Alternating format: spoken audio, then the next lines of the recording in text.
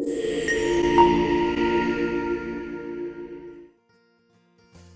everyone, I'm Becca, the maker behind Novae Makers Mart, where I create digital files for at-home cutting machines like Cricut, Silhouette, and even for laser machines like Xtool or Glowforge. I'm all about helping makers like you bring creative projects to life, whether you're crafting with paper, wood, or something in between. All of my projects are easy to assemble, but still full of charm and clever details. So if you love hands-on projects with thoughtful design, you're in the right place. This video will walk you through the assembly of my Swiss Army knife design, a clever card that doubles as a gift card holder for a fun, unexpected surprise. For this project, I'm using 67-pound cardstock along with quick dry paper glue. You'll also need the digital file, which you can find in my Etsy shop, linked in the description below. So gather your materials and follow along to see it all come together.